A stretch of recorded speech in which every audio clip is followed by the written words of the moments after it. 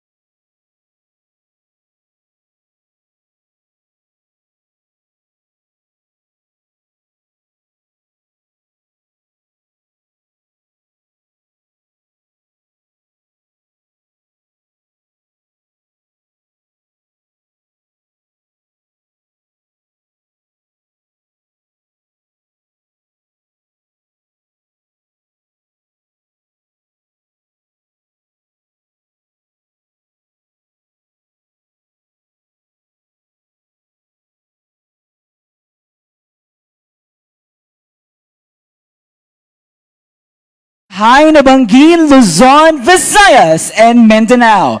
Live here at Hotel St. Ellis, Legazpi City, Albay. This is 2030 is now the Youth SDG Impact. How about we start this evening with your biggest round of applause, please? Before anything else, I believe let us first acknowledge our delegations all across the beautiful islands of the Philippines. As I call your delegation, please stand to be recognized. Where are the delegations and our friends from Luzon?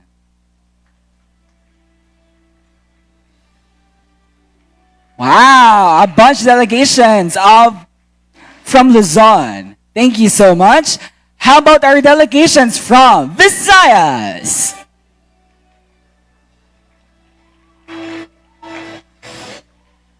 Thank you so much. How about our friends and delegations from Mindanao?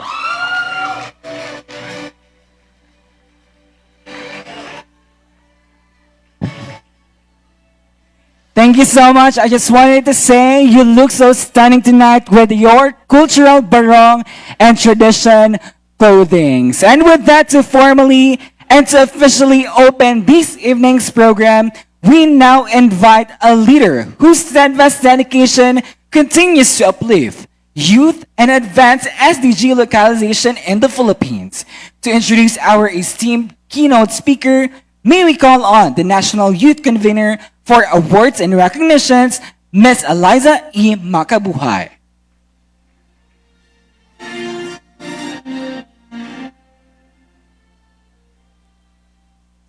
Good evening.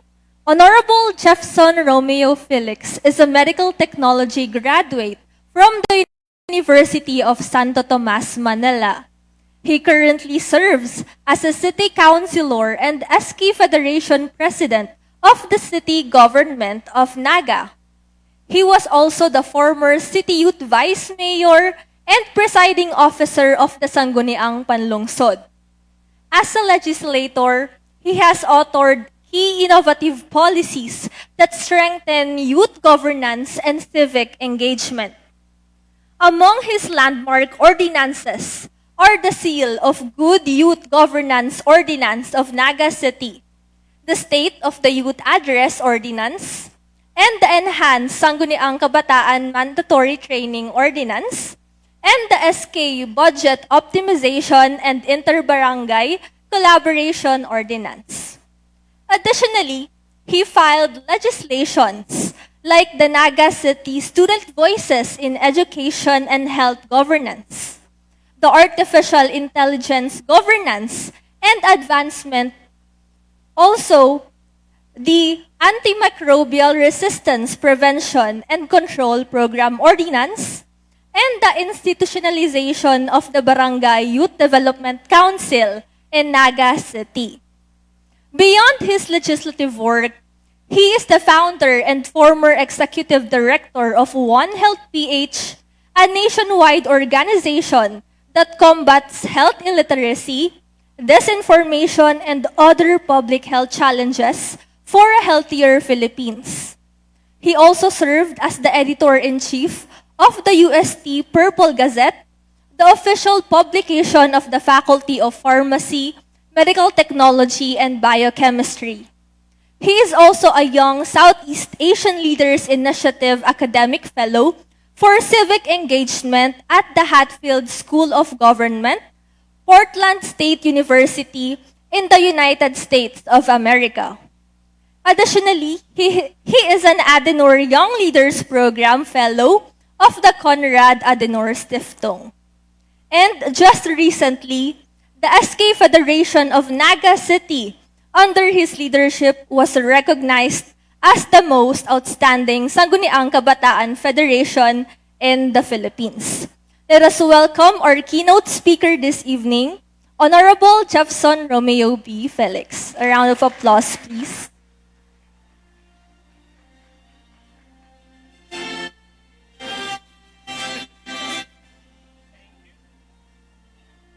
Thank you very much for that very generous introduction. Okay pa ba? Okay pa? Okay. Okay. So, Diyos marhay na pagkabanggi po sa tuyang gabos. Magandang gabi po sa ating lahat. A warm and youthful greetings to everyone. Before I begin, may question lang ako. Masaya ba kayo sa kasalukuyan or sa kasalukuyang estado ng ating bansa? Yes or no? No. Ang sunod na tanong, sa ano? Sa Naga? Oo, masaya kami sa Naga. Pero may sunod akong tanong. May pag-asa pa ba tayo? Yes. Malinaw na malinaw sa atin na may pag-asa pa tayo. If there's one thing history teaches us, it is this. Nations do not collapse overnight. They collapse slowly. At nakita din natin yon over the years. And yung mga kasama natin, mga titas at titos dito, alam naman nila na hindi naman biglaan ang pangyayari sa bansa natin ito. It happens every time we tolerate a small injustice. It happens every time we ignore small failures. It happens every time we accept what we know is wrong. And tonight, as we gather to talk about the future, we must have the courage to admit first that the future can still be stolen from us if we do not act with conviction today. So let me ask you another question. What kind of country will we become if the next generation inherits the same problems we refused to confront today? Yes, we talk about the future, but let us be honest about the present. And in this message, let me share with you the realities that I have encountered since I started my public service journey back in 2023. First thing is that education is still unequal, or shall we say, it is still very inaccessible to a lot of young people. I have met students who walk several kilometers just to reach school. I have spoken to learners who share a single device with their 3 siblings, trying their best to keep up while competing for signal, for quiet space, and time. And in our recently published, let me also share our recently findings from our recently published Youth Situation Report in Naga City. We saw that these struggles are also mirrored across the barangays. Learning gaps remain wide, foundational skills are uneven, and many young people feel unprepared for higher education or employment, not because they lack the potential, but because they lack the access.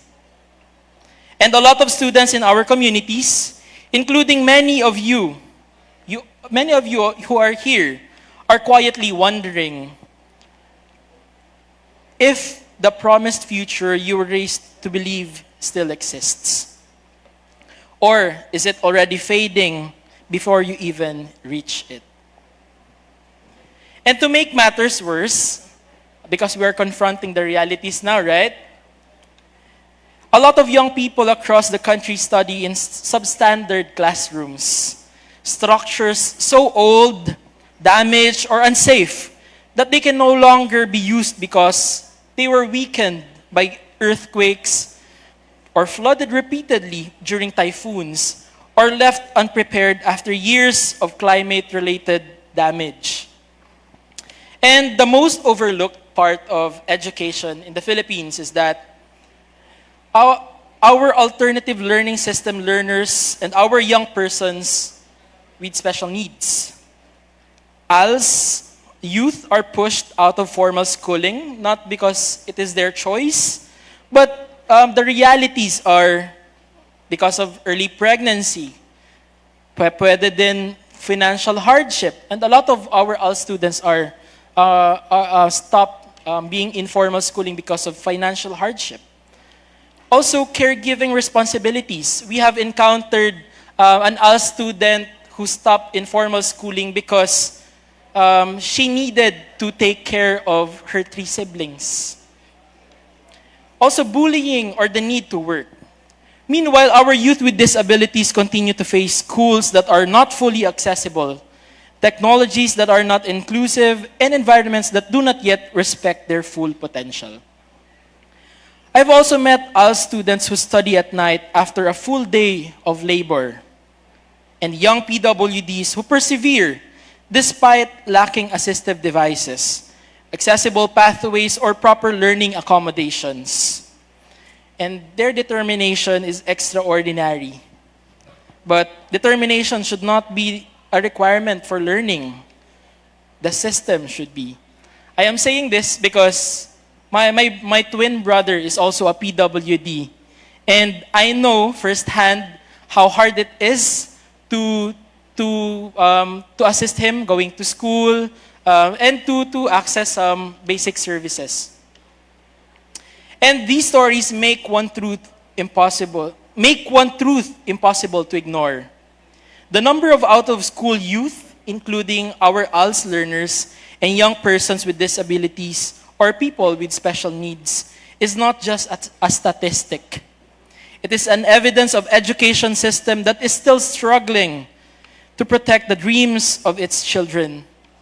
Our youth fall behind not because of lack of intelligence or capability, but because of lack of access, support, and systems designed for their realities.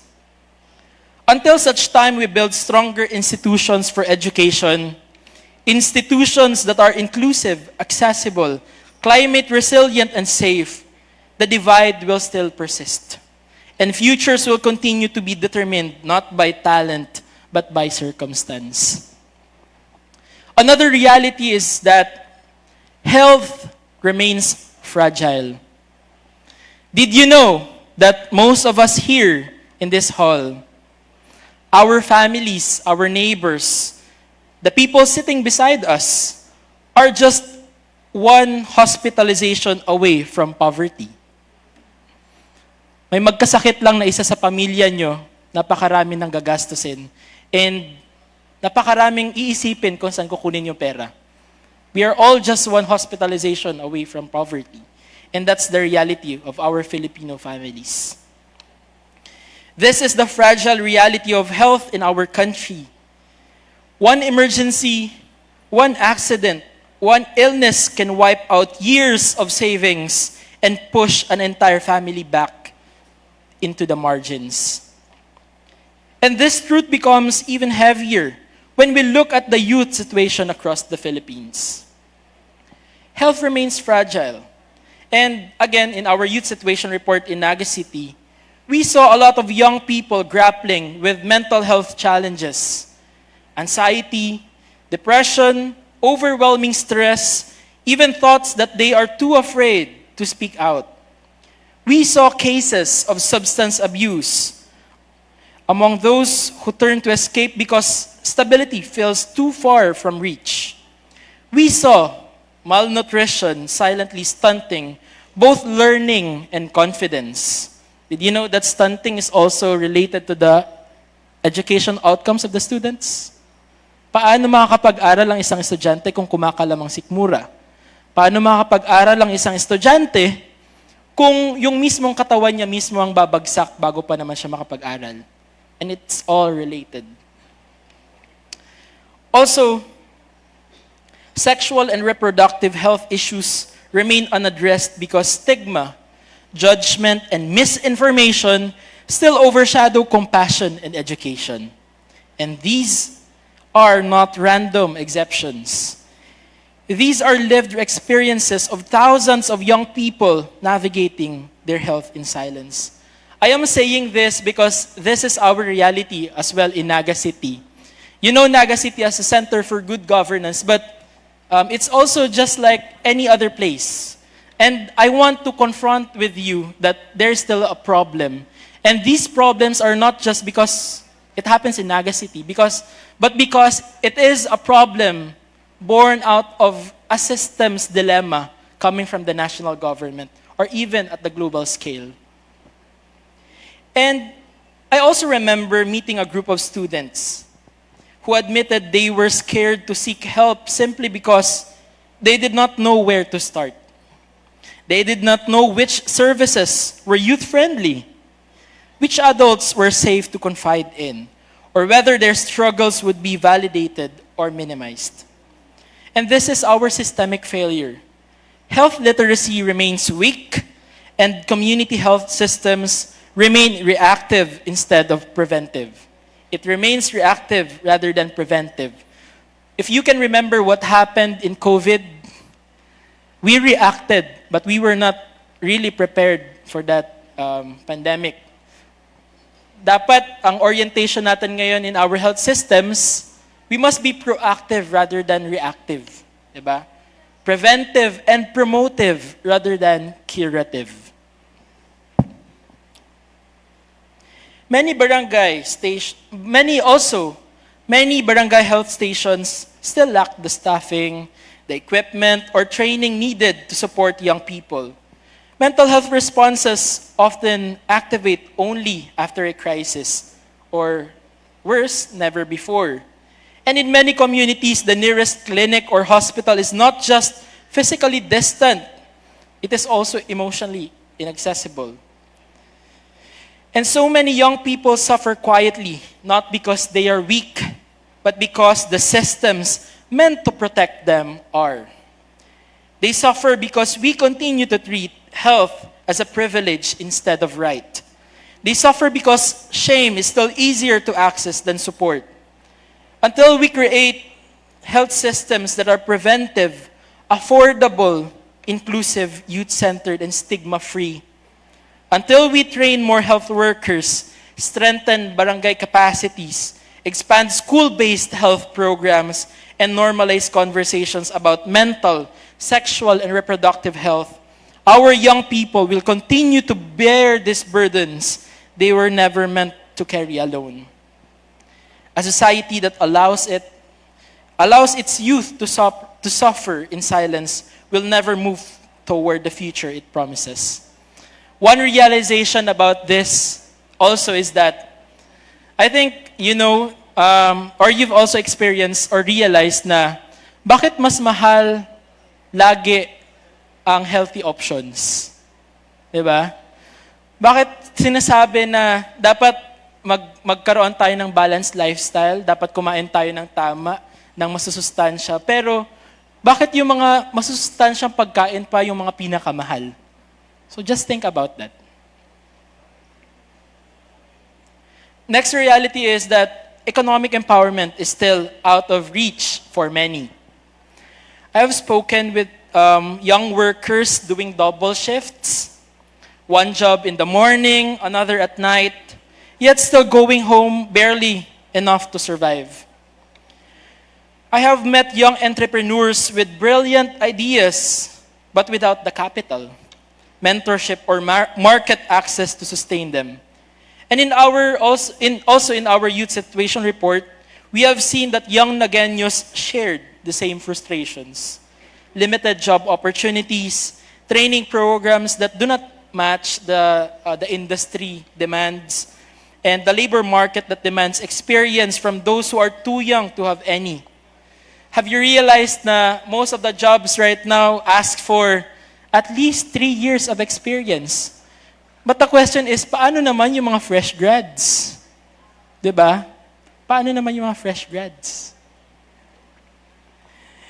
And many graduates cannot find jobs aligned with their field, while others are trapped in cycles of contractual work without security, stability, or growth. And these are not failures of effort.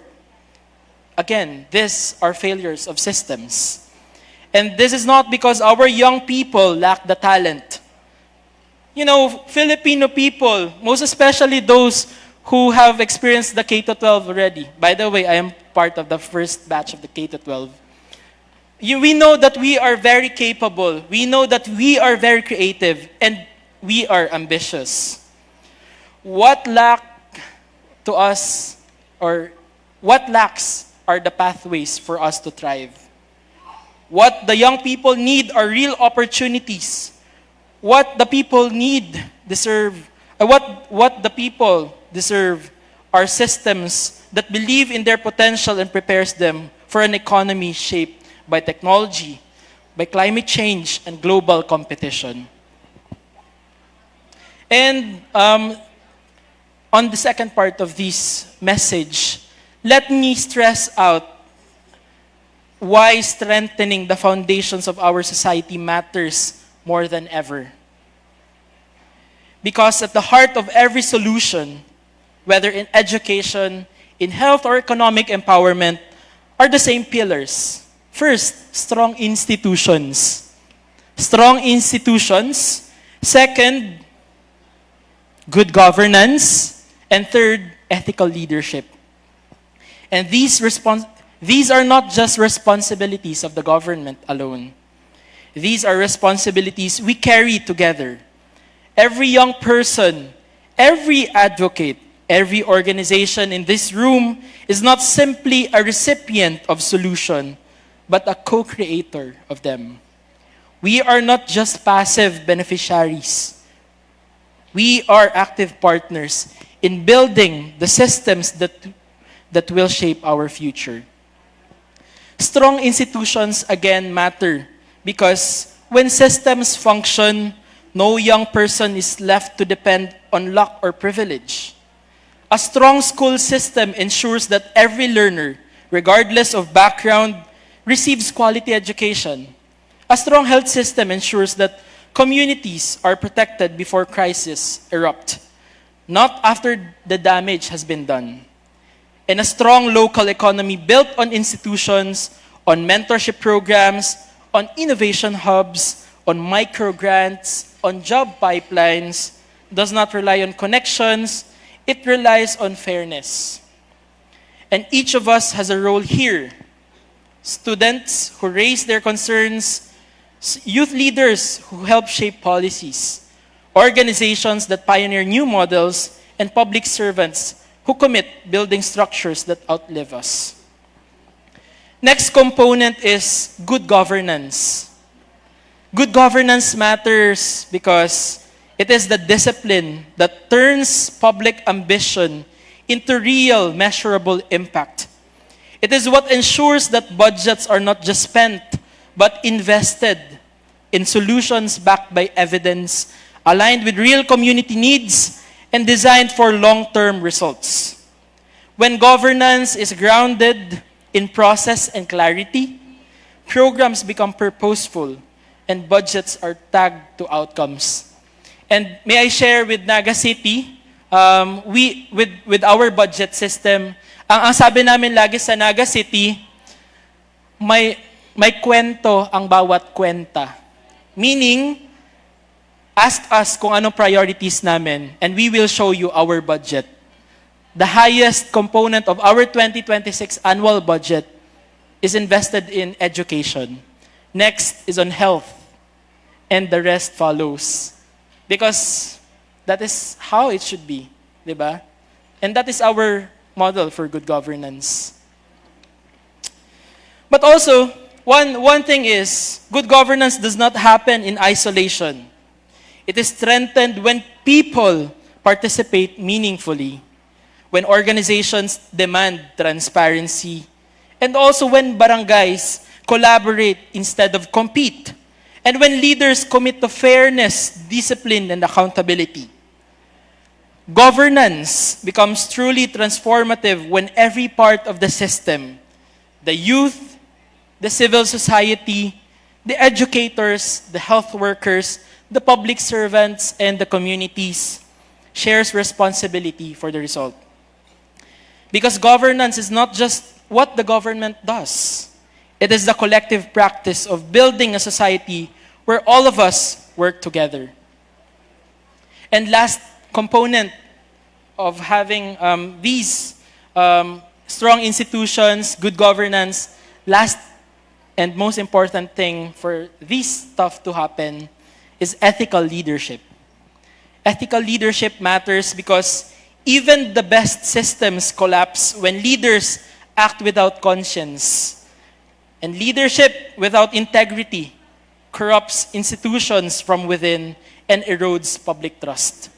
Di tayo makakagalaw kung walang tiwala ang mga tao sa gobyerno. Paulit-ulit lang yan mangyayari, I promise you. Paulit-ulit lang ang mga drama. Paulit-ulit lang din tayong niloloko. And this is why ethical leadership is not only found in high office. It is also found in every young person here with us who chooses accountability over shortcuts. Every student leader who practices fairness. Every volunteer who serves without asking what they can gain. Ethical leadership is the culture we build together. It is the daily choice to protect trust, uphold dignity, and safeguard the common good. It is what keeps governance human, values-driven, and anchored in what is right rather than what is convenient. And as these pillars take root in our work, we begin to see quiet but undeniable shifts in the lives of young people. Hopefully, standards may become clearer, participation becomes more meaningful, and youth structures that were once symbolic begin to function with real purpose. However, none of these changes we have achieved are perfect.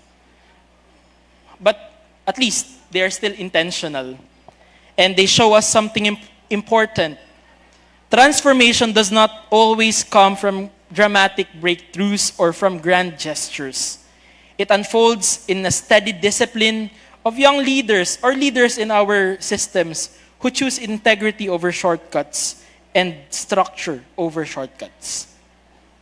Especially in an environment where corruption has become normalized. Kung tutuusin nga, sinasabi namin sa Naga, kung tutuusin, lahat ng ginagawa namin ay bare minimum lang dapat. Bare minimum lang dapat sa gobyerno na galingan ng mga opisyales nito. Bare minimum lang dapat na honest at may integridad ang mga leaders natin. Bare minimum lang dapat na nagpa-perform tayo according to standards.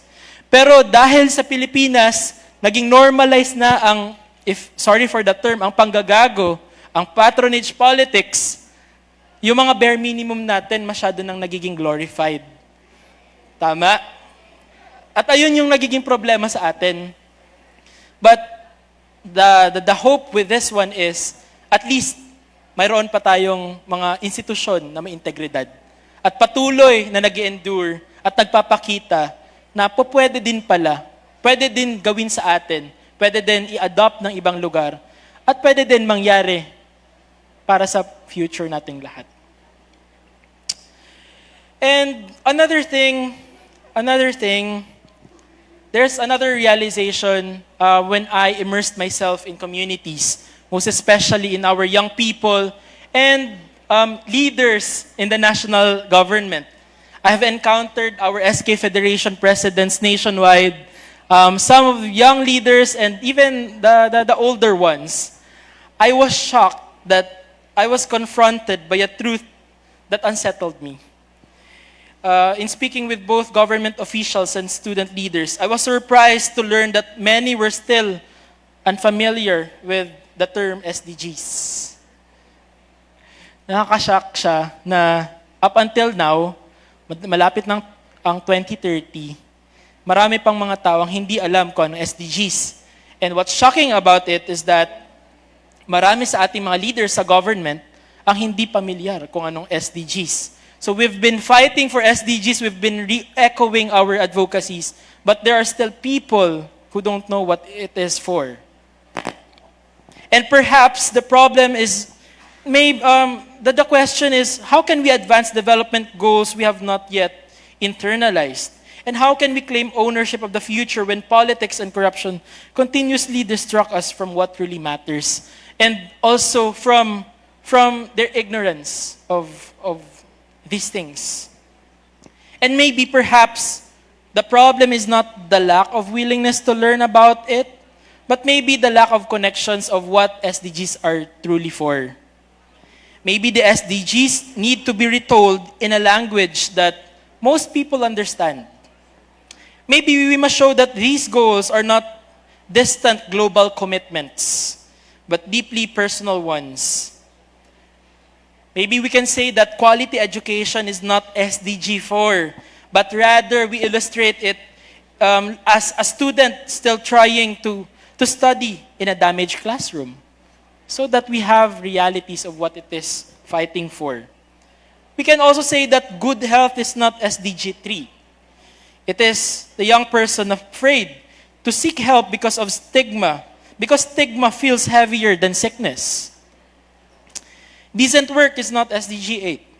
It is a graduate who cannot find a dignified job because funding for youth employment programs was lost to corruption or redirected by political pressure. So let us retell or recalibrate or let's say re-strategize on how we will tell stories about SDGs. Because ang totoo, if we keep on saying SDG 1, 2, 3, 4, hanggang 17, it doesn't penetrate the masses. Di siya naiintindihan. But rather, we must make them realize ano yung mga warm bodies related to it. Ano yung mga sitwasyon na na-experience natin na related to it. Only then, a lot of people will understand what SDGs are. Even sa mga K-12 students nga po even in senior high schools, ilang beses na lumabas sa quiz yung SDGs pero di pa rin nila ma-internalize kung para saan ba ang SDGs. Because ang nangyayari, nagiging academic requirement lang siya for encounter. But hindi siya nare-realize kung ano bang pinaglalaban nito. And that's the challenge. And perhaps also, the biggest challenge then is we must widen the circle of youth participation on this matter. Spaces like these are really, really good. But also, in spaces like these, I also see a lot of similar faces. Same young leaders, same student councils, and same organizations, the same familiar faces. Maybe nationwide. Ganyan yung realidad natin Kapag may mga SDG events, pare-parehas na taong nag-attend. But di natin nakikita, oversaturated na yung young leader about SDGs. Kaya sila lang din nagkakaintindihan. So paano yung mga hindi nakakaalam ng SDGs? Huwag natin i-gatekeep sa kanila yung opportunities. Diba? And,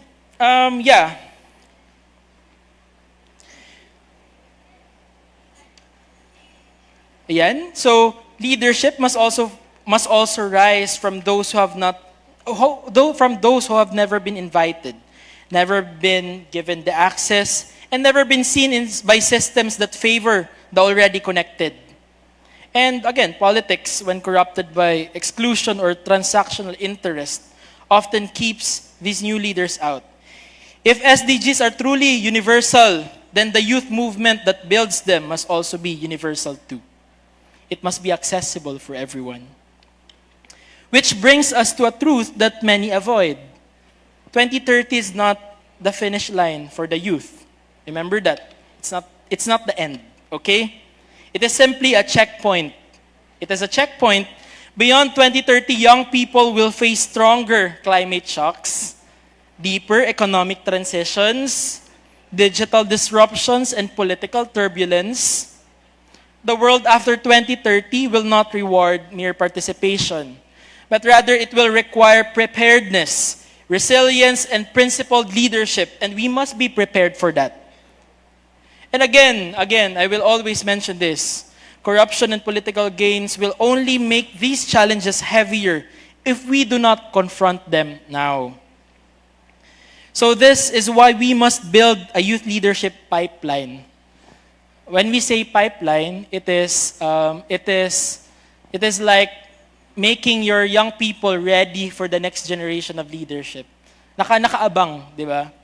Ito din, if you will look at your local governments, napakarami sa ating mga leadership positions ang medyo maedad na ang mga nakaupo. Di ba?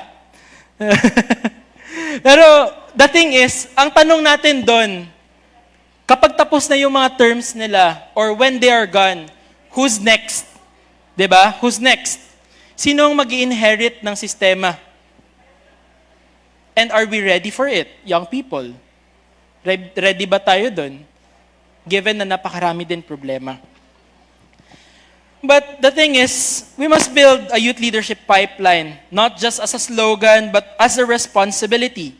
We must raise young people who can lead with competence and conscience, who understand systems, who value evidence, who can resist the distortions of politics, who can steward institutions with integrity. We must nurture a generation strong enough to defend public resources, courageous enough to speak truth to power, and disciplined enough to build systems that outlast personalities and political cycles.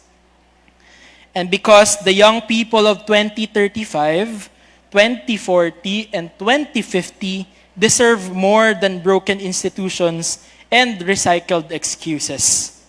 They deserve clarity. They deserve stability.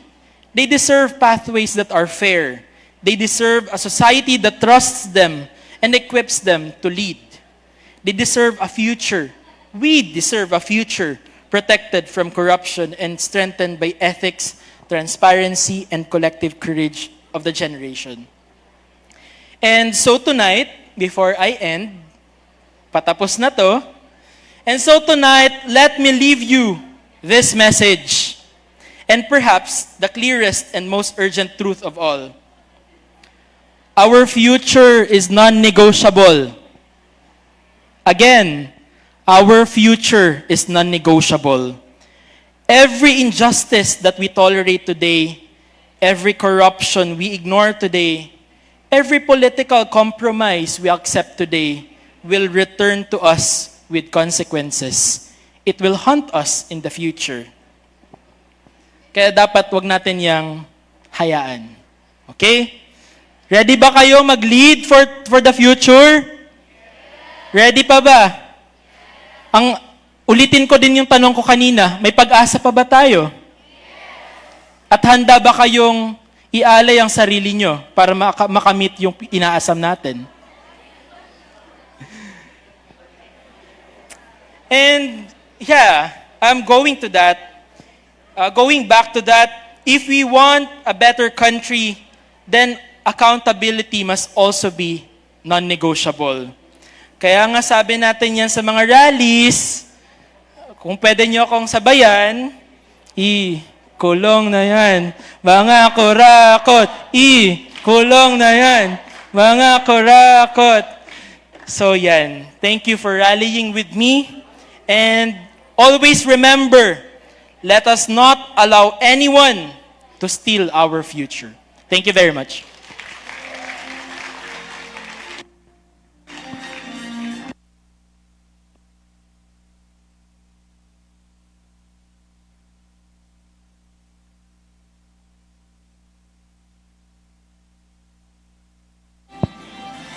Thank you so much, the Honorable Mr. Jefferson Felix, the SK Federation President of the City of Naga. Now for the presentation of the plaque and certificates to our esteemed keynote speaker, may we call on Ms. Eliza E. Makabuhay, the National Youth Convener for Awards and Recognition, Mr. Mark Lester B. Esto, the Lead National Youth Convener, and Dr. Ramona Ines R. Bustamante Rañeses, the UNEP National President.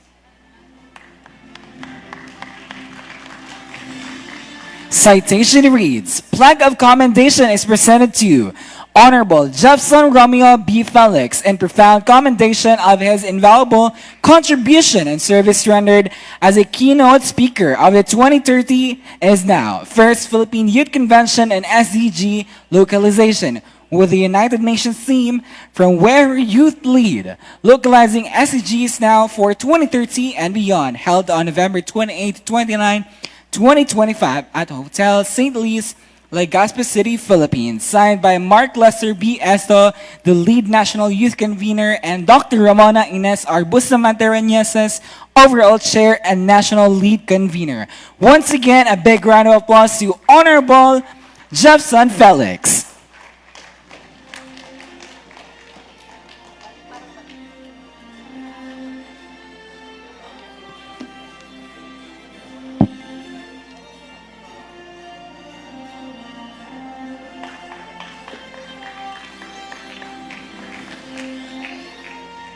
Thank you so much. At this juncture, we honor the pillar who helped shape the success of this convention. Our celebration tonight would not be possible without the generosity and solidarity of our sponsor.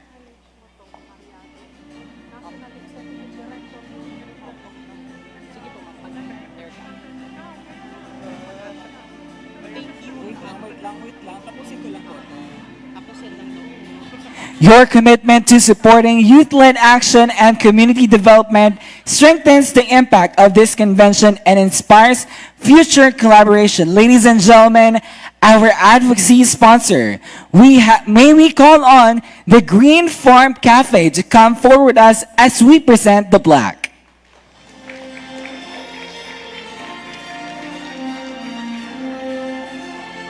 Go na.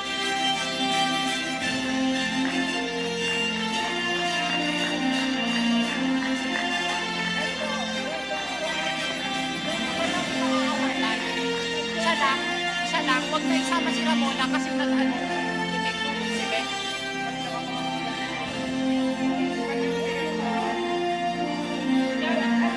Sunod-sunod na ba?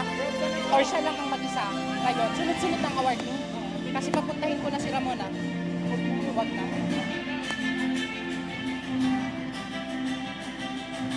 We also extend our profound gratitude to the distinguished members of the Board of Judges, whose expertise, integrity, and thoughtful deliberation shaped the results of the 2013 Now Impact Awards. Your dedication ensures the rigor and excellence of this national recognition. Starting off with, as I call your name, please be here at the stage to receive the plaque and certificate. Okay, joining us on stage si Ma'am Ramona. Joining us on stage once again is a national president of UNAP, Dr. Ramona Ranieses, And Tom Mariano, National Executive Director. and Mr. Tom Mariano, the National Executive Director. First up, thank you so much, Ms. RJ Mulimbayan Reyes.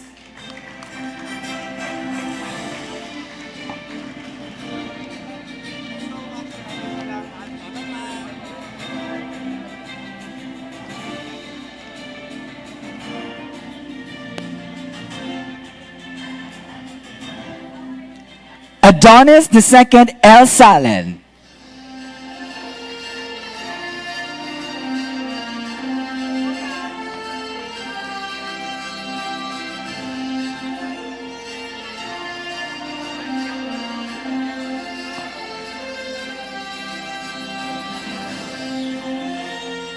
And Engineer Christine Larce, represented by Mr. Clyde Nate.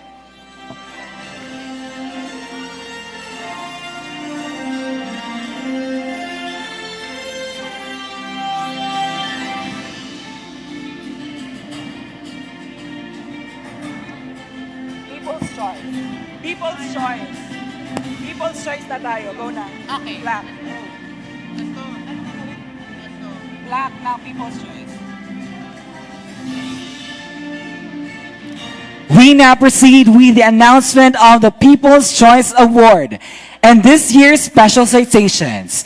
This recognition celebrates the entry that demonstrated exceptional engagement, creativity, and advocacy, strength, and impactful youth leadership.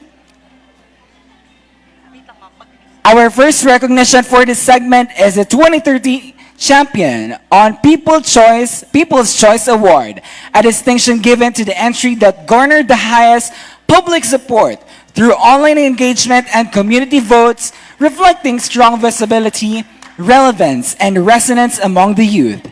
And this year's awardee for People's Choice Award goes to Project Shape, San Vicente National High School, Supreme Secondary Learner Government.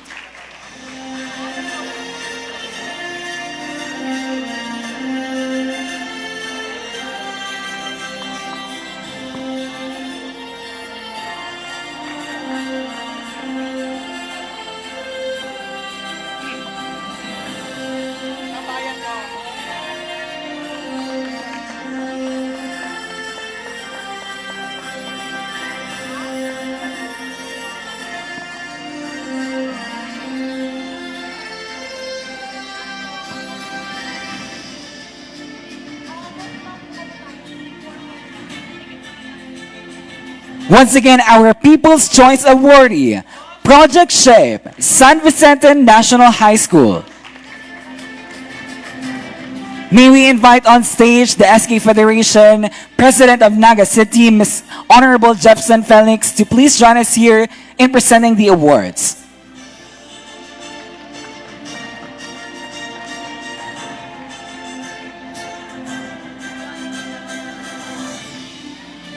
Next, we present a special citation on documentation and presentation, honoring an entry that showcased exceptional clarity, storytelling, technical quality, and effectiveness in delivering its SDG narrative. And with that, our special citation on documentation and presentation goes to Skiba Positibong Pasigueño.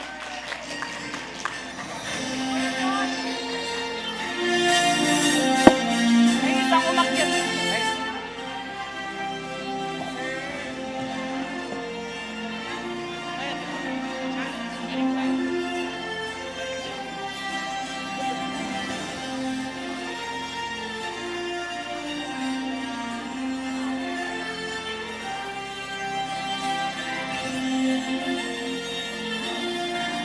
Once again, our awardee for a special citation on documentation and presentation, Skiba of Positibong Pasigueño.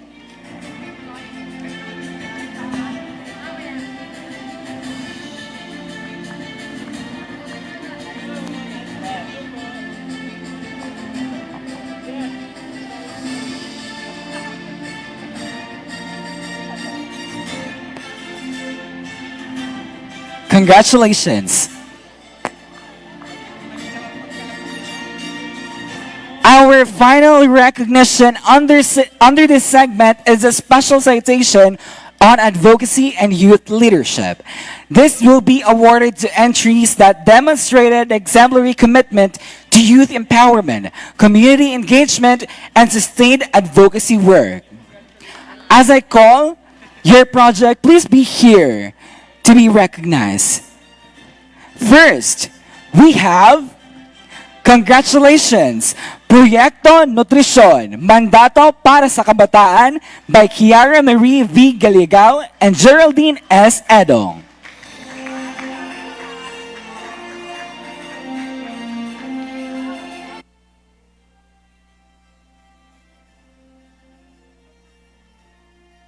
Ulit na lang, Mr. From Western Visayas.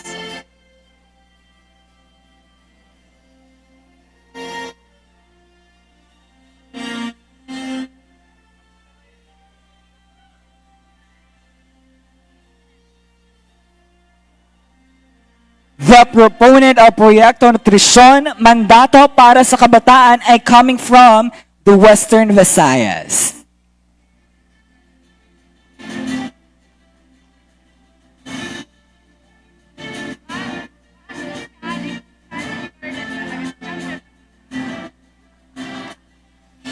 We also have, congratulations, Project 2030, Together for Change, from Kalinga State University Central Student Government.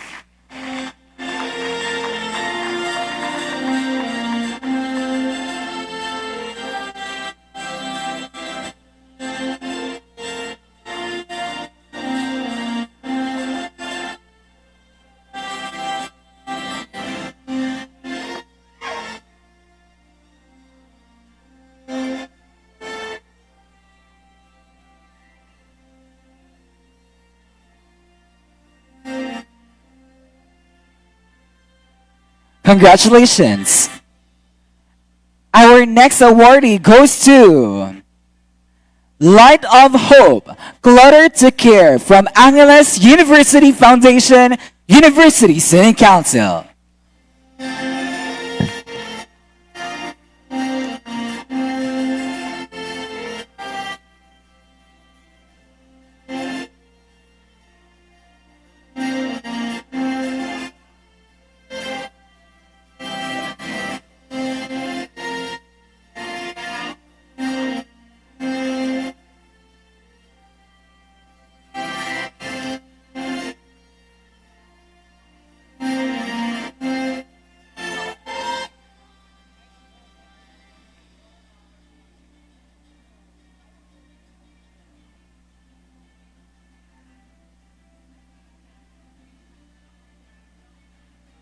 Congratulations. Our next special citation awardee goes to Tinguha, Caraga State University Main Campus, University Student Government.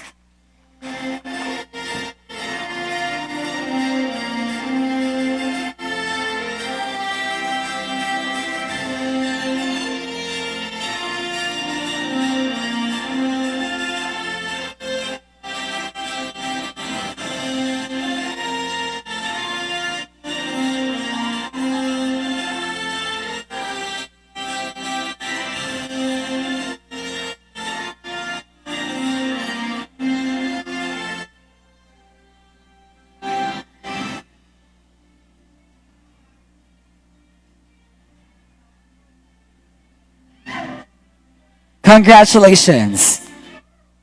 Our next special citation awardee goes to Handog Pag-ibig, Indifferences, Not Indifference, Paulinian Volunteers for Community Development.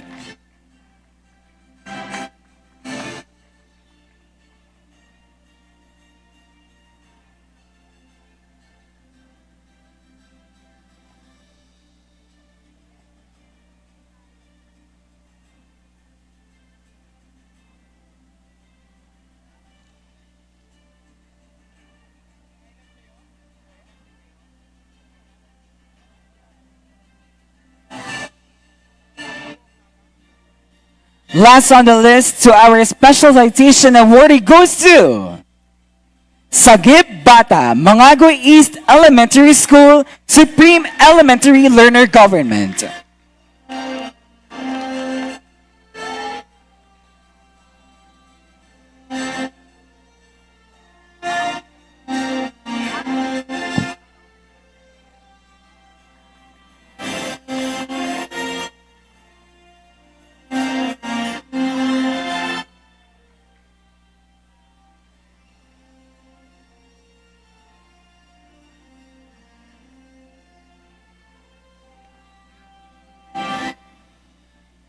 Congratulations to all our awardees. We now proceed to our first category award. Tonight, we honor outstanding collaborative leadership through the Synergy Award for Partnerships and Collaboration, an award that recognizes initiatives built upon collective action, strategic alliances, and strong intersectoral cooperation in advancing the Sustainable Development Goals. Before announcing the winners, we will first present the top 3 nominees for this category. First on the list, Skiva Positibong Pasigueño. Second, Andam Eva 4.0 of University of Science and Technology of Southern Philippines. And Kaloob na Banahaw Year 4, Southern Luzon State University Supreme Student Council Federation. Now, we begin with the third place. This recognition is awarded to Kaloob na Banahaw Year 4, Southern Luzon State University Supreme Student Council Federation.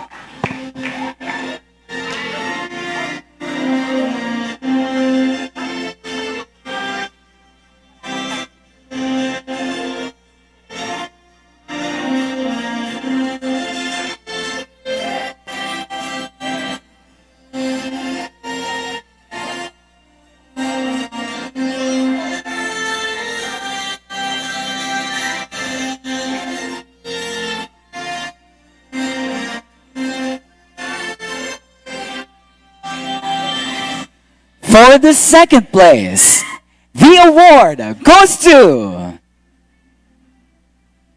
Before anything else, congratulations to our third place awardee, Kaloob na Banahaw, Year 4. Pinaka ba?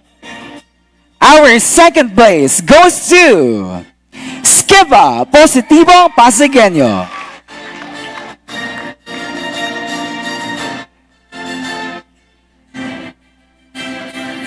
Ready the video.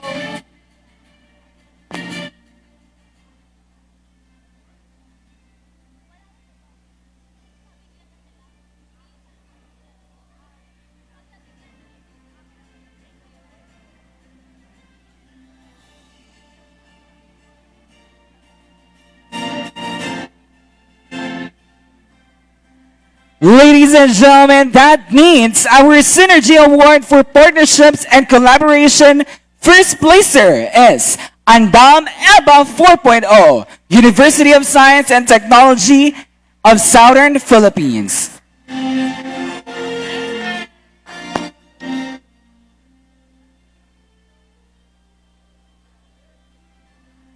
And now we have reached the moment of awarding our first place recognition.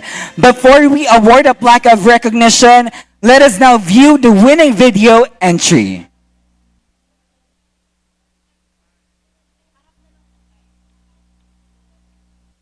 Let's all watch this.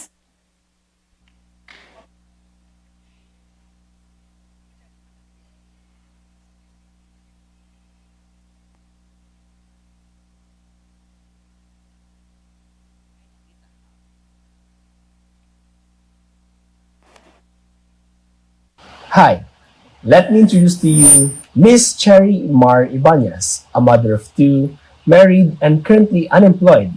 Despite her efforts, she still struggles to provide for her family's daily needs. Women like Cherry are determined and hardworking, yet often lack the tools and opportunities to break free from poverty. But what she didn't know was that there was a movement that was already starting, one that would soon find her, lift her, and help her rise again. This is the story of Project Andam EBA, empowering women, one initiative at a time.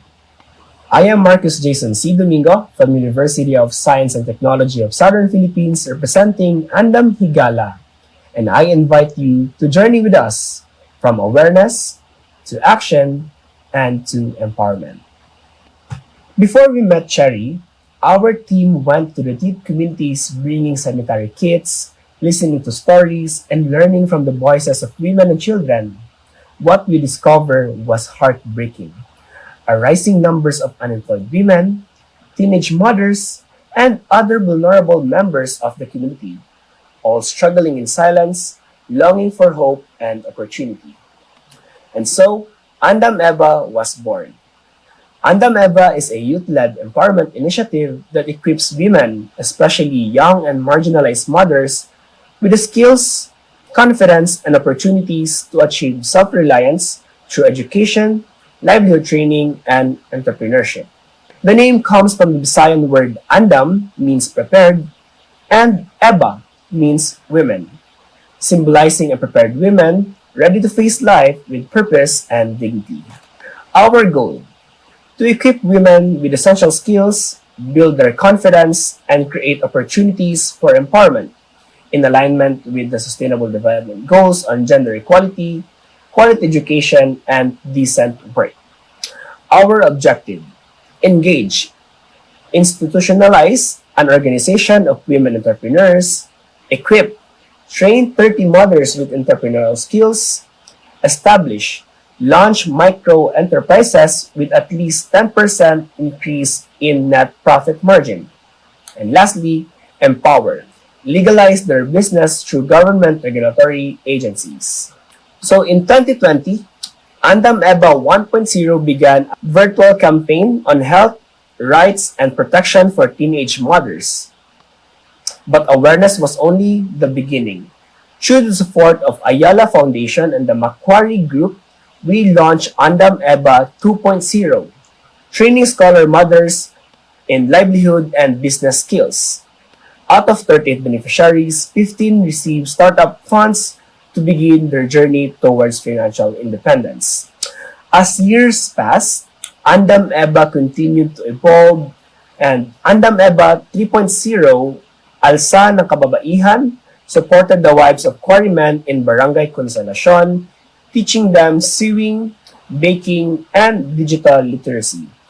Each phase became a story of transformation, women building confidence, earning income, and finding strength in others. And came Andam EBA 4.0, Women in Motion, focused on women from relocation sites, helping them turn ideas into business through startup training. It is a 10-month startup and accelerator program for 30 women ages 24 to 35 years old. And also, we reach our goals by staying true to our 4 pillars: engage, equip, establish, and empower.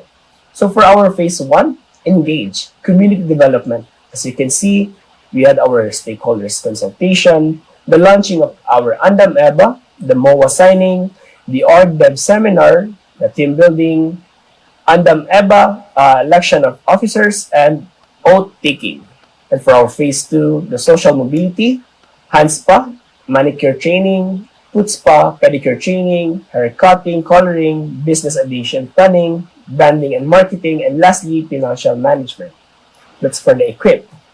For phase 3 and phase 4, establish and empower, basically the business presentation, microfinance orientation, recognition day, and to the power, business mentoring, business monitoring, and business registration. But the journey doesn't end there. Today, Andam EBA 5.0 continues this mission, a 6-month program focused on the skills training and business development for women ready to take their next leap. But this is only the beginning. We dream of expanding this model to more communities, training more prepared women who will, in turn, empower others. Every phase has been a story of transformation, a women discovering their work, finding their voice, shaping their own future. Cherry once said, "Before Andam EBA, I felt down, about to give up. Now I feel empowered. I know I can stand and still fight the battles in my life." We couldn't do this without our partners and our sponsors. That is the essence of our project, one woman at a time, one community at a time. This is Andam EBA, equipping women with skills for economic and social development. Abante Babae. Ladies and gentlemen, that is Andam EBA 4.0 from University of Science and Technology of Southern Philippines.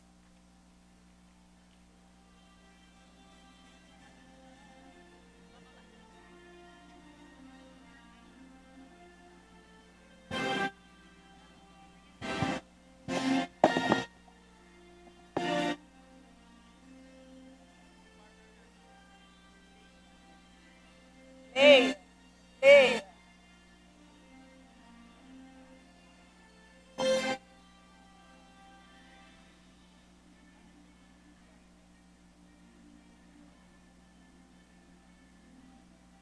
Congratulations once again, and we can wait to see your implementation success for the Andam EBA 5.0.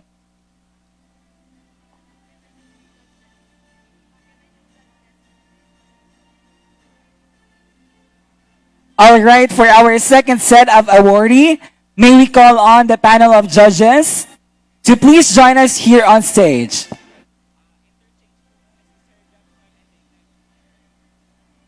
Diyan ka lang po, ma'am. Entertain. We now proceed to the Inclusion Awardee for Equity and Social Justice.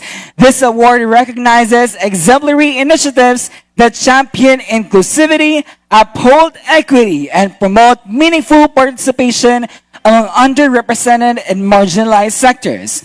Again, we will present the top 3 nominees for this category. Brigada Pagbasa and Duyog Youth Volunteers Movement.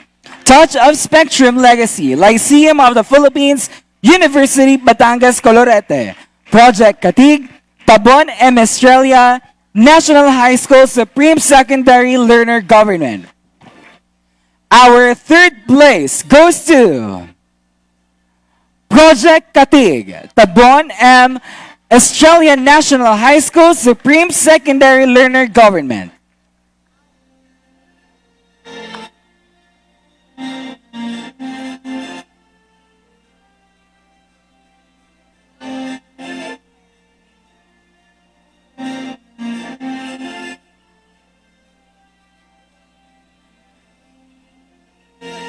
Ganda!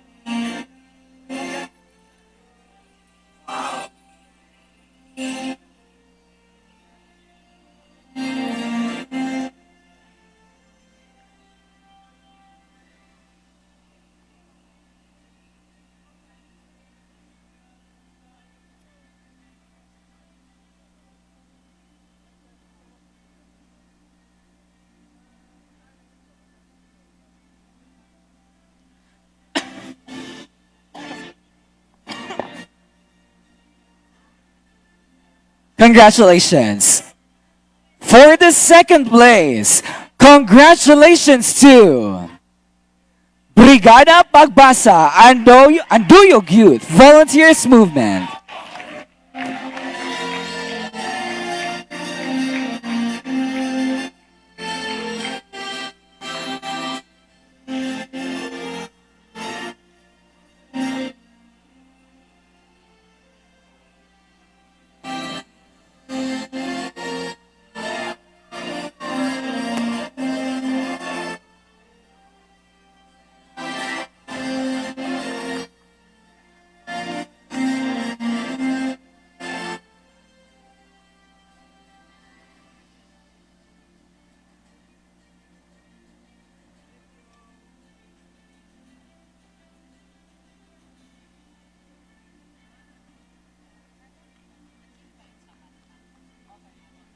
Now let us watch the winning video entry of the first place awardee.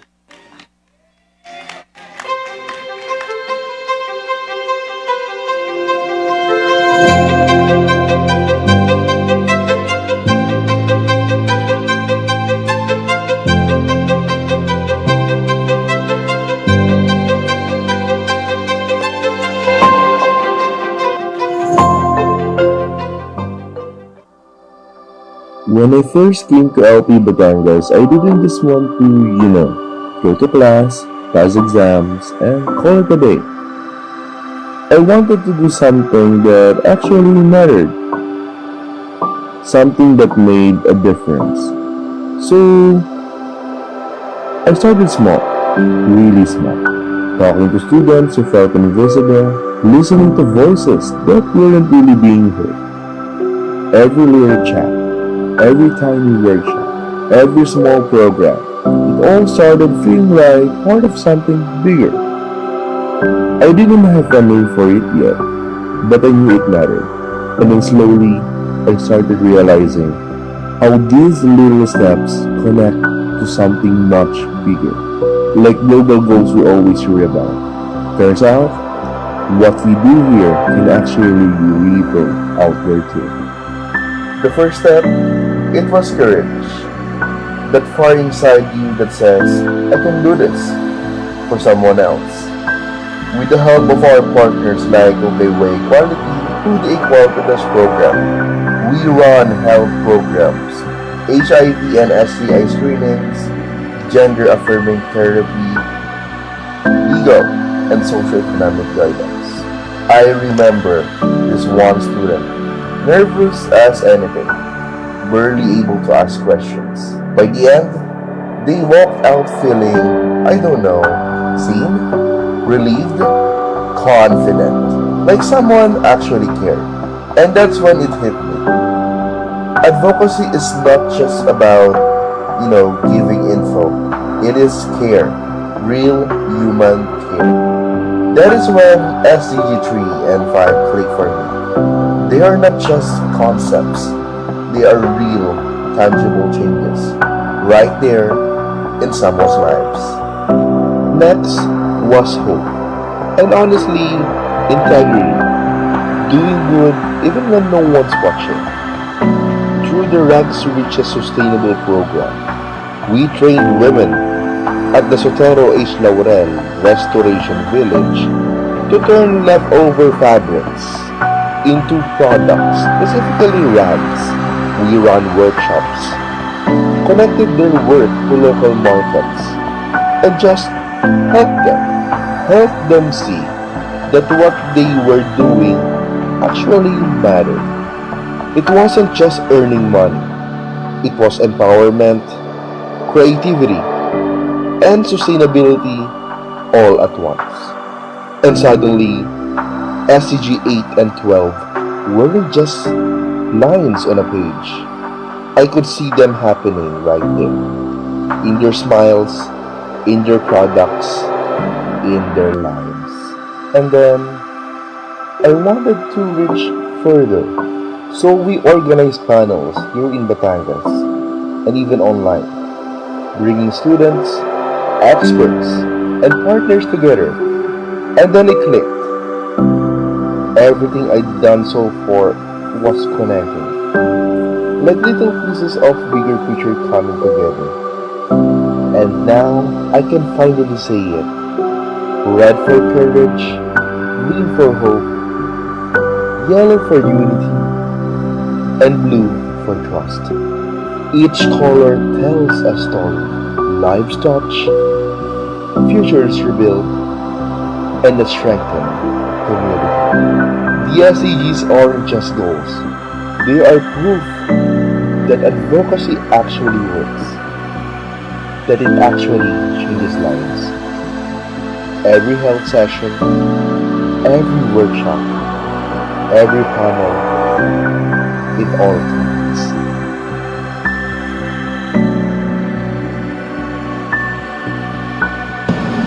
And I am John Benedict De Jesus Borja, a multimedia art student and advocate. And this is the Touch of Spectrum Legacy.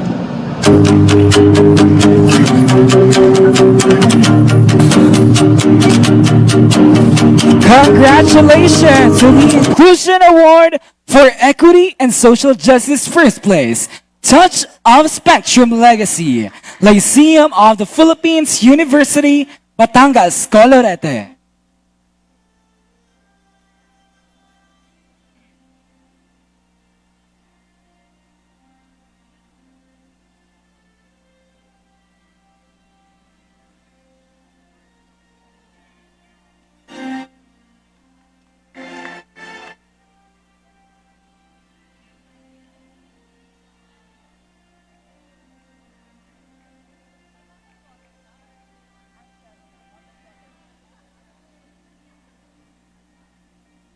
We now move to the Resilience Awardee for Sustainability and Scalability.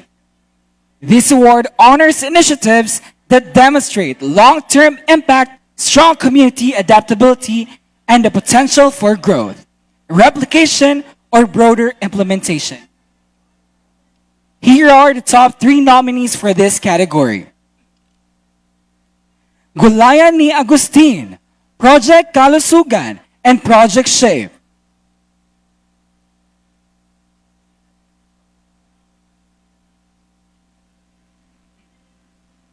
For third place, the Resilience Award is presented to Project Kalusugan of Mary Love C. Agustin of Pampanga State University.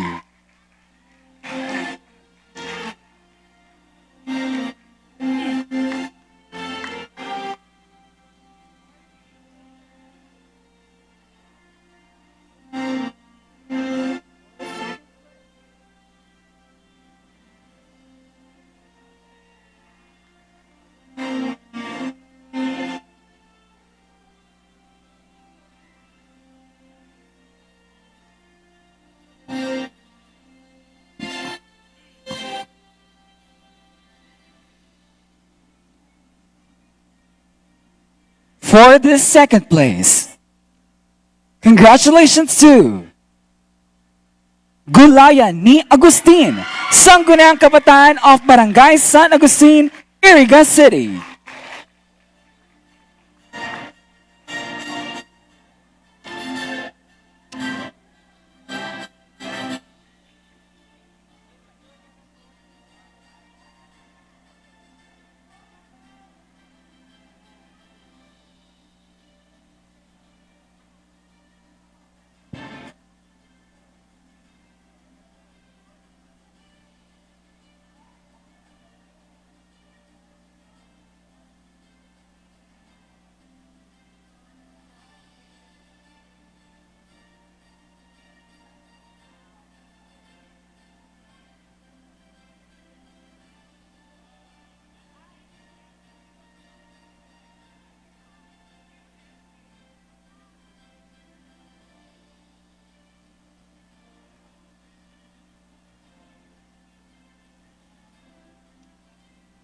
Congratulations.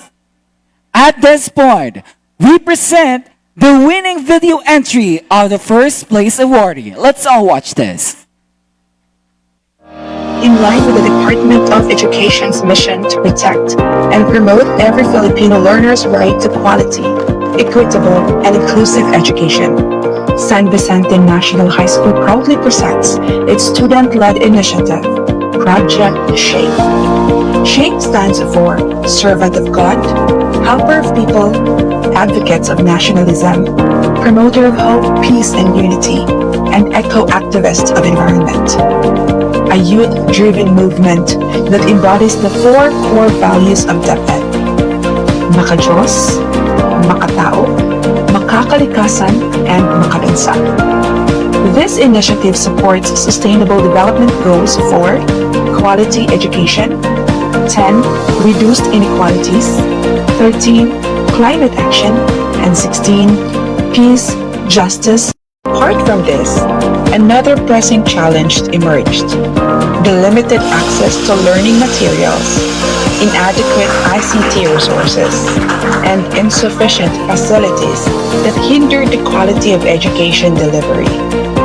These barriers affected both engagement and academic performance. Hence, Project SHAPE was launched, a holistic, student-led initiative designed to strengthen learner participation, restore engagement, and bridge the gap in learning opportunities. The main goal of Project SHAPE is to achieve at least a 99.12% learner satisfaction rate while ensuring every student experiences the full enjoyment of their rights in school. Specifically, it aims to provide diverse opportunities for personal growth, promote moral and ethical leadership, encourage solidarity, foster environmental responsibility, and strengthen national pride. Our vision is to create a dynamic learning environment where every student becomes a servant leader, empowered to make meaningful change in school and community. What makes Project SHAPE unique is its integrated, student-led system that promotes holistic formation through 5 interconnected sectors: spirituality, service, nationalism, peace and unity, and environment.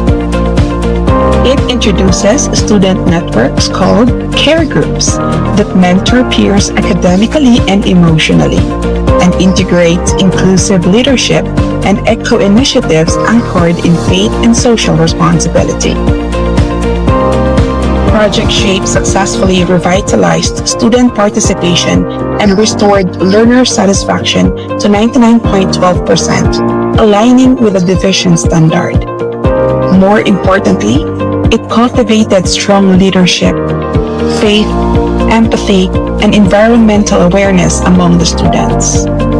Through organized efforts, resource sharing, and inclusive programs, the school improved access to learning materials and ensured no learner was left behind. I am Lilian Tibuy San, a grade 9 student and currently the SSLG treasurer of San Vicente National High School. Before SHAPE, I used to develop my leadership skills, shares as student facilitator. Now I've learned to serve with confidence and compassion. Project SHAPE's framework can be replicated in other schools because it uses existing student organizations as key implementers and requires minimal funding. Its structure promotes continuity, sustainability, and scalability, empowering future youth leaders to innovate while preserving its core purpose of serving others.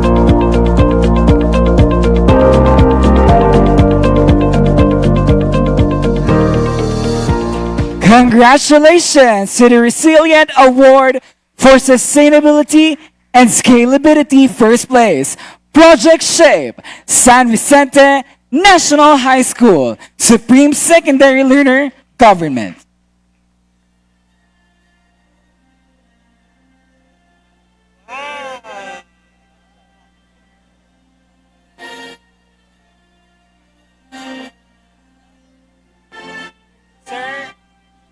ulit, balik ulit tayo. Congratulations po. Congratulations.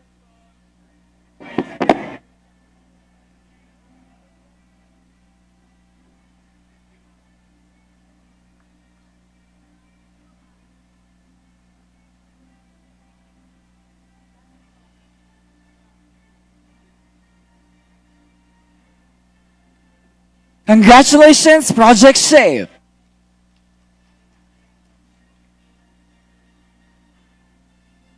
For our next category, may we invite Honorable Jeffson and Sir Toby to please join our UNEP National President together with Sam Patetico.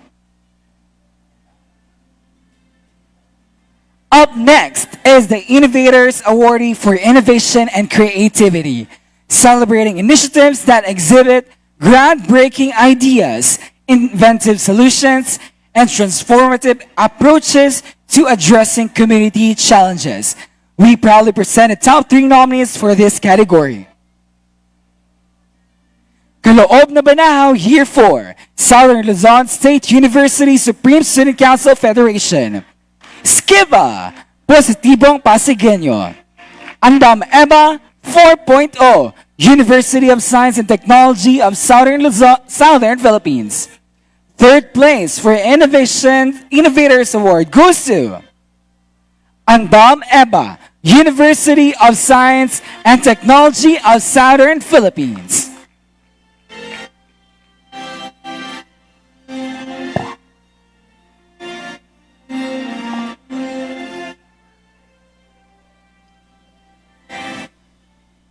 Congratulations.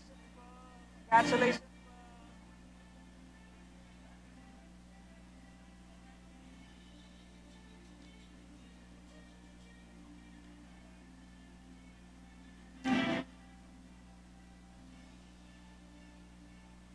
Second place goes to Skiba, Positibo Pasigueño.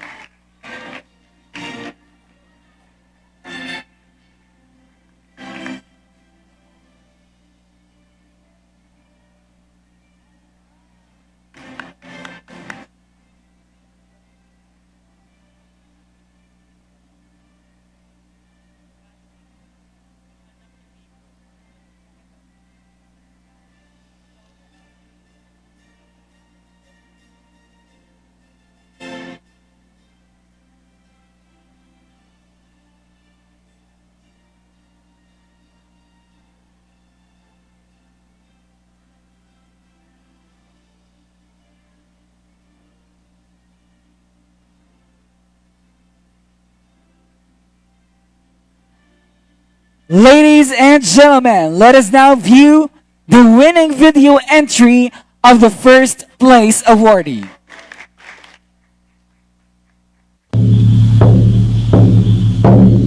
Posibleng irekomenda ng DNR na ipagbawal na ng tuluyan ang pag-akyat sa Mount Banahaw sa Quezon Province. Mananatiling sarado sa mga turista at mga pilgrim ang ilang bahagi ng Mount Banahaw ngayon.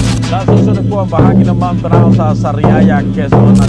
Isang protected area ang Mount Banahaw. Sa paanan pa lang ng bundok Banahaw sa barangay Sampaloc sa bayan ng Sariaya.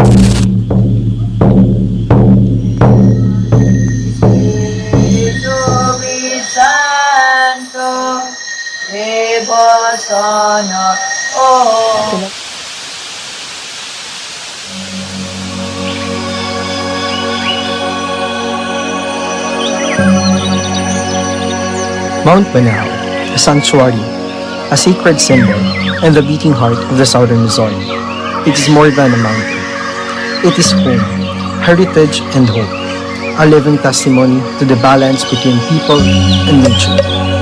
But over the years, its sacred silence has been challenged by deforestation, pollution, forest fire, quarrying, and neglect. And in this challenge, the youth of Quezon choose not to look away. In 2021, the Rotary Club of Lucena Circle launched its 10-year Environment Legacy Project, Kaloob na Banahaw, an offering of service, stewardship, and sustainability. A long-term mission, not just to protect the mountain, but to restore its spirit through youth leadership, community partnerships, and collective action.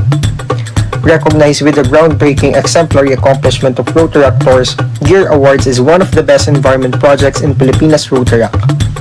Kaloob na Banahaw stands today as a beacon for Sustainable Development Goals number 13, emphasizes strengthening resilience and adaptive capacity to climate-related hazards, integrating climate measures into policies and education, and promoting awareness to reduce greenhouse gas emission. In Kaloob na Banahaw, this goal is reflected through reforestation, environmental education, and initiatives that mitigate the local effects of climate change. Next is Sustainable Development Goal number 15. Through tree planting, forest protection, and habitat restoration efforts in Mount Banahaw, the project directly contributes to the conservation of natural resources and the rehabilitation of degraded ecosystems. And Sustainable Development Goals number 17. It promotes collaboration among governments, civil society, and academia, and the private sector. The partnership between the SLSU Supreme Student Council Federation with the Rotary Club of Lucena Circle and the numerous organizations exemplifies Goal 17 by bridging sectors, mobilizing collective action, and strengthening networks for long-term sustainability. Now on its fourth year, the movement expands through the lead of the Southern Luzon State University Supreme Student Council Federation and the Office of the Student Region with the College of Agriculture student organizations, all joining hand with the communities living around the slopes of Mount Banahaw. This year, we continue our legacy through 3 core activities. Each letter, each act, a promise to our environment. BA stands for Bantay, equipping and supporting Mount Banahaw Forest Rangers, from durable boots to protective gear. Every item strengthens their capacity to safeguard the forest, protecting its delicate balance and ensuring wonders endure for generations. NA stands for Nara. This year, we plant 300 more Nara saplings, adding to the 900 planted over the past 3 years, moving us closer to our 10-year target of 3,000 Nara trees. Each tree symbolizes life, healing, and the resilience of our ecosystem. HOW stands for Howie, to clean, to clear, an act of renewal, physically restoring trails and spiritually reconnecting people to the nature. Howie reminds us, caring for Banahaw is caring for our future. Before this, our early chapters were just as meaningful. BA stands for Bahay Ibon, crafting with a nest for migratory birds. BA for Bagong Anyo, rehabilitating and improving trekking paths for sustainable ecotourism. And HOW for Hawla, building safe and enclosures and temporary shelters for eagles injured by illegal hunting. Each phase a layer of learning, each action a deeper connection. Innovation in Kaloob na Banahaw doesn't lie in technology, but in transformation. Our strategy is rooted in community inclusion and youth collaboration, bridging institutions, local groups, and indigenous knowledge keepers. Through our multi-sector partnerships, we've mobilized over 400 volunteers from both university and community sectors, engaged 10 local agencies, and garnered 150,000 worth of in-kind and financial support since the project's inception. Bilang isang agriculture student, napakalaking karangalan ang maging bahagi ng Kaloob na Banahaw. Habang inaalagaan namin ang Banahaw, mas nauunawaan namin kung gaano kahalaga ang papel ng kabataan sa pagpapanatili ng buhay ng ating kalikasan. For 4 years, Kaloob na Banahaw has planted not only trees, but trust, awareness, and stewardship.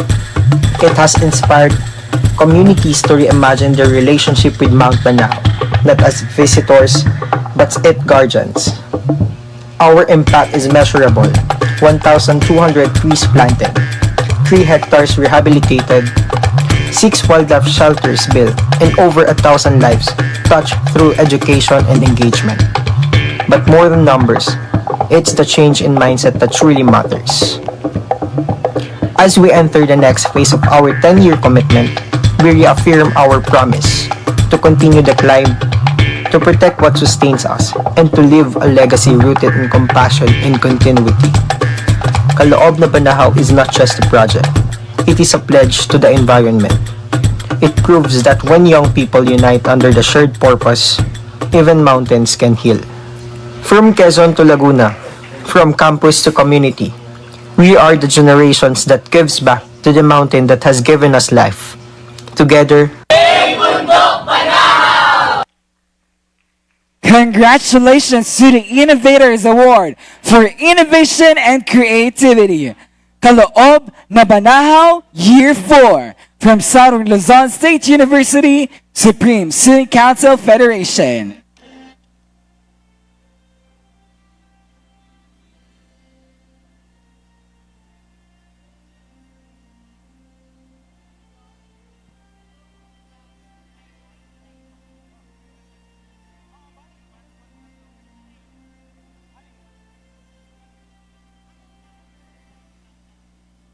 Ano lang, Analyst Award.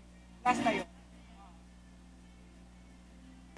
Ladies and gentlemen, we now arrive at the highest and most distinguished recognition of the evening, the Catalyst Award.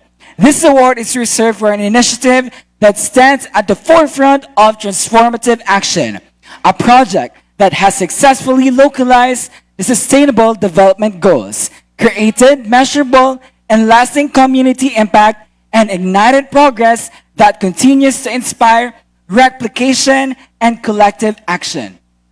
The Catalyst Award honors not only excellence, but leadership and innovation and unwavering commitment to sustainable development. It is given to an outstanding initiative whose efforts have become a model of meaningful change, setting the benchmark of youth-led SDG implementation across the country. Tonight, we proudly present the nominees whose remarkable work embodies the spirit of the SDGs and the power of youth-driven development. Here are the top 3 nominees. Andam EBA 4.0, University of Science and Technology of Southern Luzon, Southern Philippines. Kaloob na Banahaw, Year 4, Southern Luzon State University, Supreme Student Council Federation. Skiva, Positibong Pasigueño. And with that, after careful evaluation and deliberation by our esteemed Board of Judges, we now proceed to the announcement of this year's Catalyst Awardee. Let us all watch this.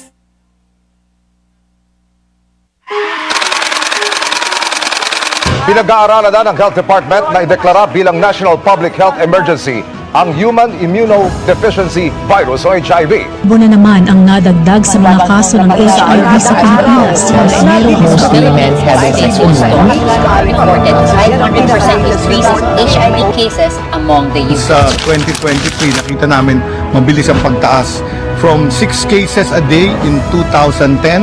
Ngayon po, nasa 40 to 57 cases a day. So, almost 500%. Ayon sa Department of Health Metro Manila Center Regional Epidemiology and Surveillance Unit, 226 na Pasigueño ang nagpositibo sa HIV sa buong taon ng 2023. Itong po sa mga ito ay kabataang edad 15 hanggang 24 na taong gulang. Ako si P24 BC, isang college student, 19 years old. I was diagnosed last March 2024, 18 years old ako noon. Sa nakuyan, nakapagsimula na ako ng gamutan. Siguro kung nagkaroon ng mas maayos at mas makabatang access sa protection katulad ng condom, nakaiwas or napangalagaan ko aking sarili laban sa HIV.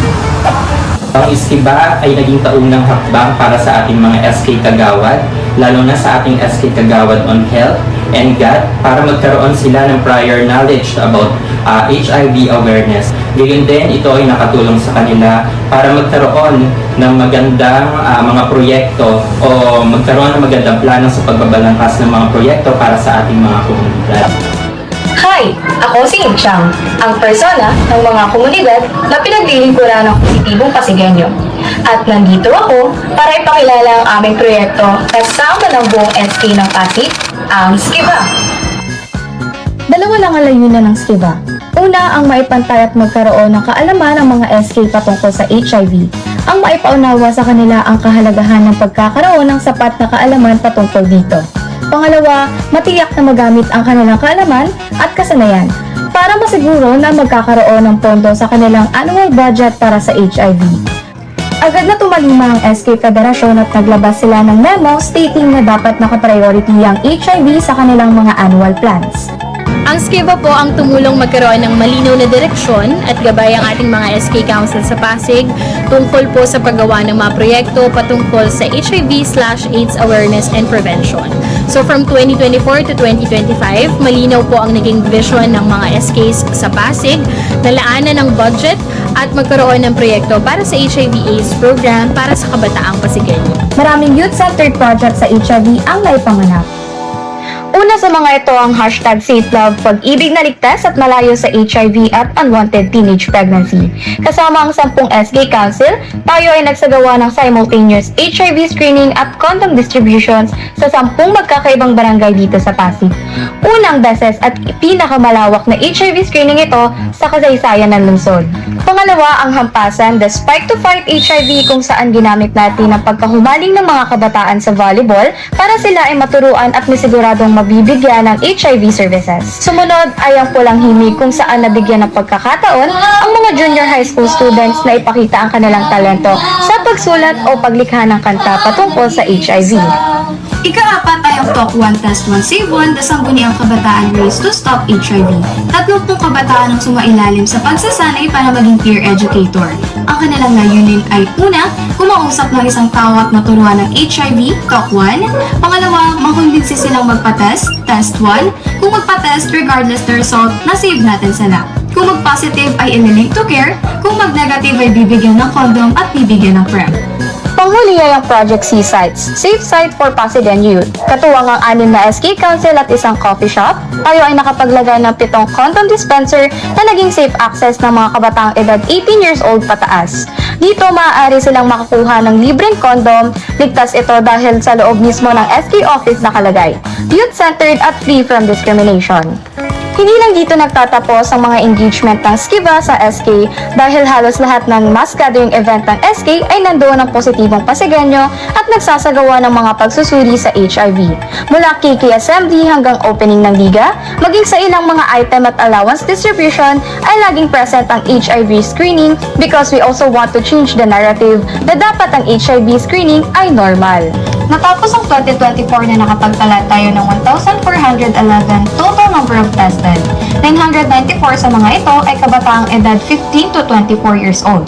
Malungkot dahil 21 sa kanila ay nagpositibo sa HIV, ngunit mabuti na din dahil sa ngayon 20 sa kanila ang nakapagsimula na ng gamutan. 27 community HIV screening events at 9 na organic events. Dahil na din sa mga ganitong pagkilos at mga datos, tayo bilang isang organisasyon ay nagkamit ng 2 prestihiyosong karangalan. Una ay ang Outstanding Achievement in Catalyzing Youth Leadership na iginawad sa atin ng Achieve Inc. At ng UNAIDS Philippines. Pangalawa ay ang Outstanding Youth and Youth Serving Organization na ipinagkaloob sa amin ng pamahalaan ng Lungsod Pasig at ng Local Youth Development Office. Ito ay matibay na patunay na ang aming programa ay may malaking impact at tulong sa mga kabataan sa usapin ng HIV. Ending AIDS together. Ending AIDS together. Ending AIDS together. Sa SK. Sa SK. Sa SK. Sa SK. Sa SK. Kaya. Kaya. Kaya. Kaya. Skiba. Skiba. Skiba. Ending AIDS together sa SK. Skiba. Ending AIDS together sa SK. Kaya. Skiba. Ladies and gentlemen, the Catalyst Award for the most outstanding localized SDG implementation is awarded to SKIVA Positibong Pasigenyo.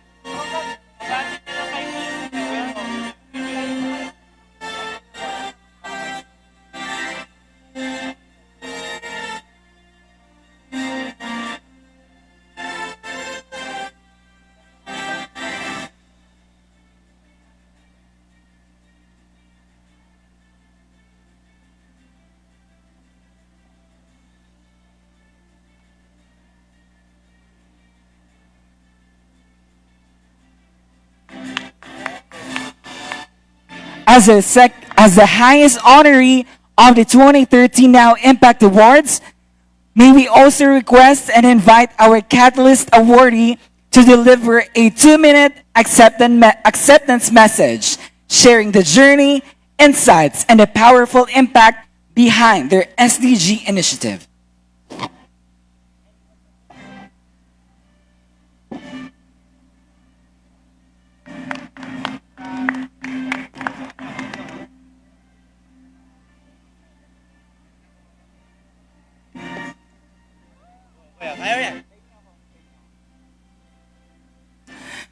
Magandang araw po sa ating lahat. And yes, my name is Kael Mata, the current chairperson of the Positibong Pasigueño Incorporated. Today,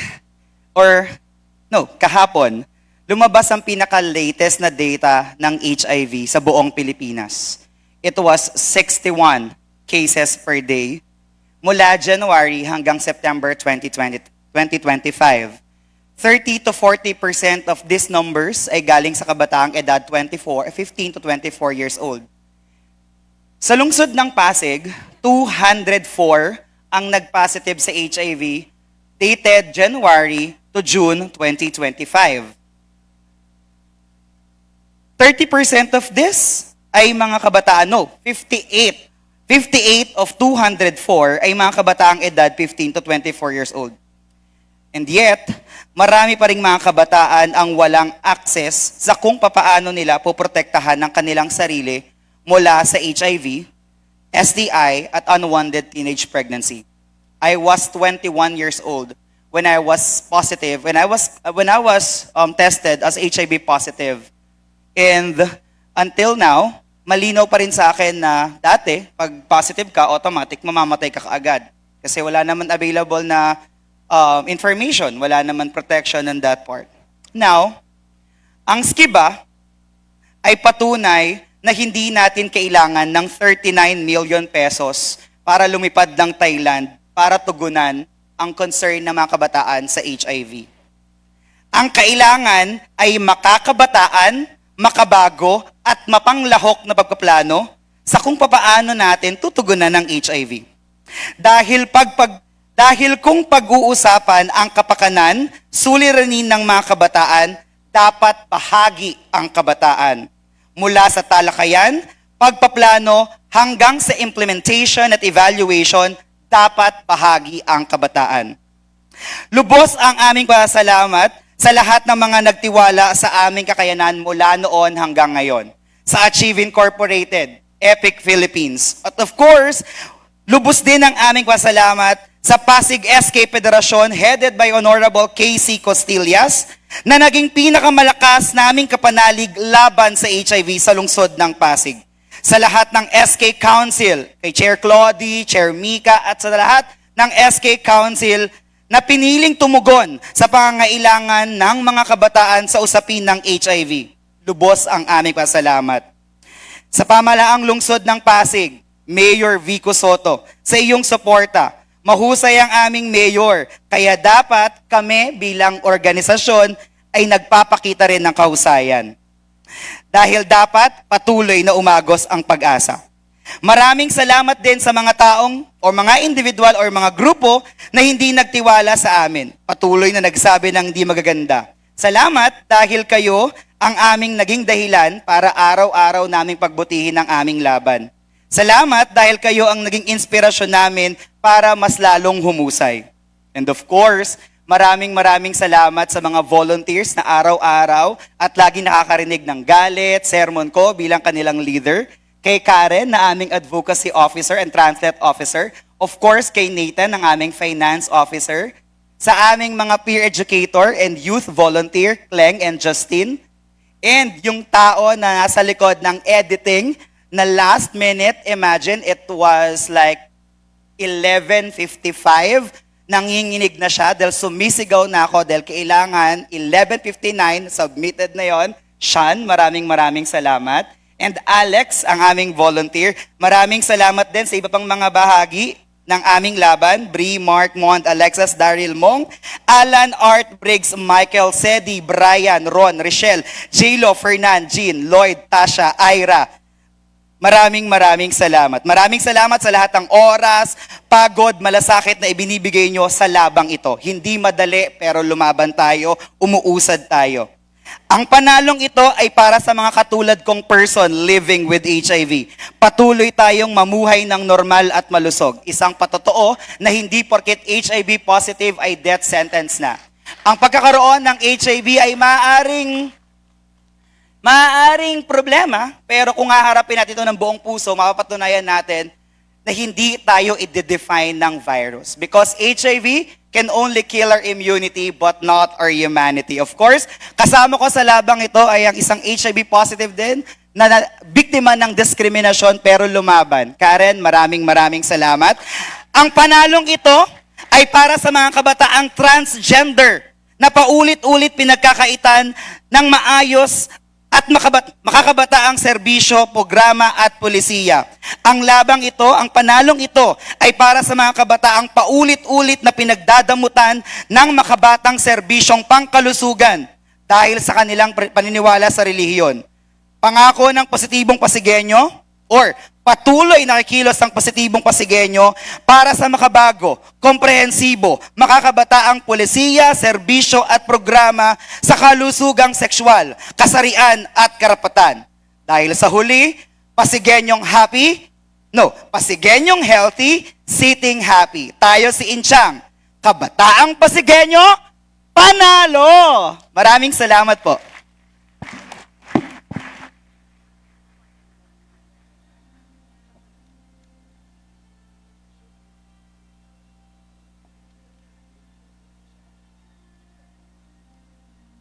Congratulations to our fellow CBS motivators from Positibong Pasigenyo.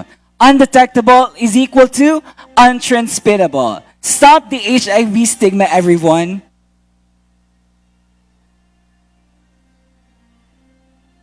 As we near the end of this meaningful celebration, we take a moment to reflect on the commitments, inspiration, and collective vision we have witnessed tonight. To share her reflections and guide us toward the path ahead, we once again welcome Ms. Eliza E. Makabuhay, National Youth Convener for Awards and Recognitions for the Philippine Youth Convention 2025. Good evening, everyone. Distinguished guests, esteemed judges, fellow youth leaders, and awardees, good evening once again. As we come to the close of the 2030 Now Youth SDG Impact Awards, I invite everyone to pause and reflect on what this gathering truly represents. Tonight is more than a ceremony. It is more than the plaques, recognitions, or applause. What we celebrate here is the spirit of impact, the collective work of young Filipinos who rise each day with a mission to make their communities better, more inclusive, and more sustainable. Each entry, each story, and each project presented in this program is a testament to the power of youth-led action in localizing the SDGs. These initiatives, whether recognized tonight or not, all contribute to a shared movement, one fueled by passion, creativity, and a deep commitment to serve. Recognition may have been given to a few, but every participant here is a change maker. Everyone has added value, and everyone continues to carry forward the hope and energy that our country needs. To our awardees, congratulations. Your achievements are not just accomplishments. They are signals of what is possible when young people lead with purpose. You have shown that innovation does not always need grand resources. Sometimes it only needs courage, heart, and a clear vision of the change you want to see. To my fellow National Youth Conveners and fellow UNYAP Bicol officers, thank you for your dedication in ensuring that this program became a meaningful and successful endeavor. to the UNAP board, we are deeply grateful for your guidance, trust, and support in empowering youth to take meaningful action toward the SDGs. And to our judges, speakers, and guests, thank you for lending your expertise, your time, and your encouragement to this growing movement of young advocates. As we look ahead, let this night not be a final chapter, but a renowned beginning. May this celebration inspire us to go back to our communities with deeper conviction. May it remind us that leadership is not about position, but purpose, not about recognition, but responsibility. The path to 2030 is not easy, but it is one we walk together, shoulder to shoulder, idea by idea, and project by project. Let us continue to empower, to uplift, and to collaborate. Let us sustain the momentum we have created here and ensure that the stories of impact showcased tonight are only the beginning of many more. Maraming salamat po, and may we all continue to empower and inspire today, tomorrow, and all the way to 2030 and beyond. Thank you so much, Eliza. Just a quick reminder for everyone that before we leave our venue for this evening, let's have first a photo opportunity after my closing spiel. Okay, guys? As we officially conclude this year's Cultural and Awards Night, we extend our heartfelt gratitude to all delegates, partners, institutions, community leaders, and honored guests. Your presence and participation have enriched this evening with meaning, unity, and hope. May the spirit of collaboration and youth leadership that filled this room continue to inspire our journey toward 2030 and beyond. Let us carry forward the lessons, connections, and aspirations, and we share tonight as we work together to build a more inclusive, resilient, and sustainable nation. Ladies and gentlemen, my name is Josh, and this is 2030 is Now, the Youth SDG Impact Awards. Thank you and have a wonderful evening.